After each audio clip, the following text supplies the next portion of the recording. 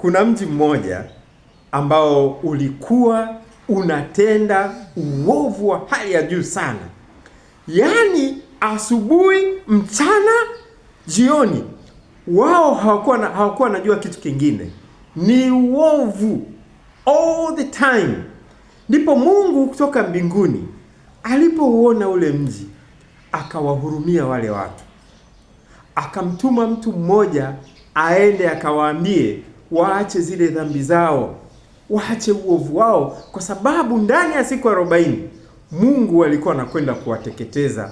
Yule mtu aliyetumwa kuambiwa tu mji wenyewe ni Ninawi, akala kona, akaogopa, kwa sababu akaogopa nikienda huko na mimi nitatendewa uovu, kwa sababu alisifika kwa kuwatendea mabaya watu.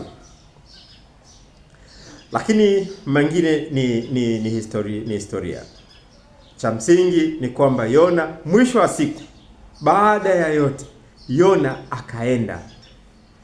Alivyokwenda akawahubiri kuhusu ule uovu wao. Alivyowahubiri kuhusu uovu wao, akawaambia ndani ya siku 40, msipoacha uovu wenu, msipoacha dhambi zenu, Mungu anakwenda kuwaangamiza wote.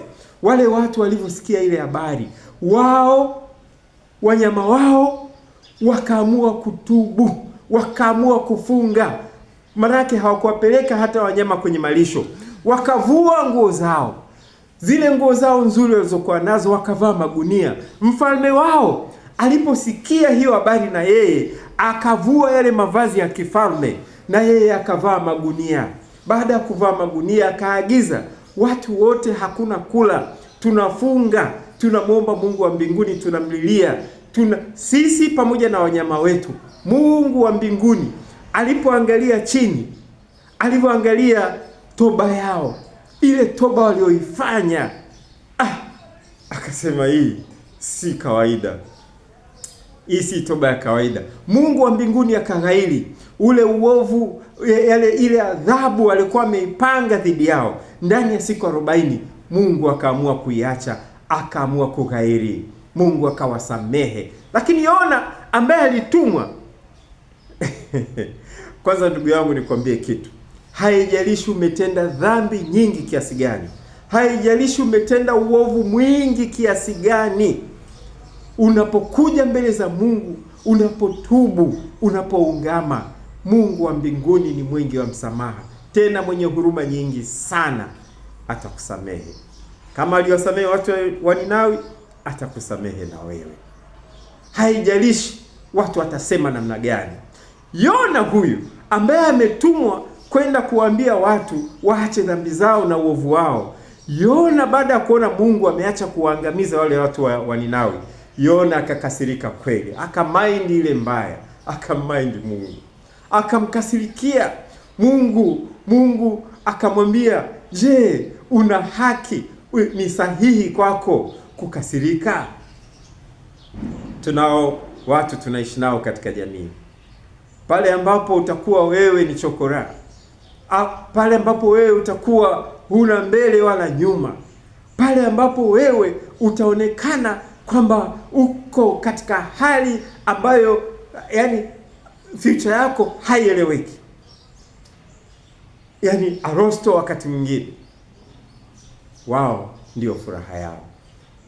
Lakini pale unapoachana na hayo mambo, unapomrudia Mungu wako, unapotubu na kuungama, unapoonekana kwamba sasa unakuwa na future nzuri, mambo yako yanapokwenda vizuri, wao inakuwa ni majanga, wanakasirika kama Yona alivyokasirika.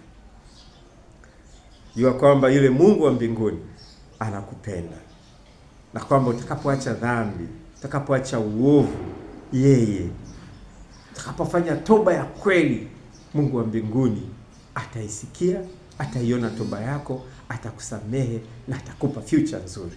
Mungu akubariki sana. Tunapotembea katika wiki hii, basi tukumbuke kisa cha wana wa Ninawi, na jinsi ambavyo sisi tunapaswa pia, tunapomwona ndugu yetu ameacha uovu, ameacha dhambi, sasa mambo yake yamenyooka vizuri, basi tufurahi pamoja naye, tusikasirike kama Yona alivyokasirika.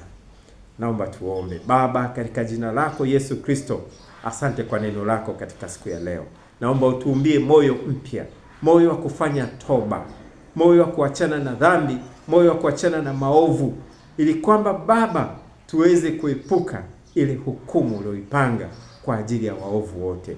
Lakini pia tusaidie tuwe na upendo tunapoona ndugu zetu wameacha dhambi, wameacha uovu, wanaiendea njia yako, wanafanikiwa.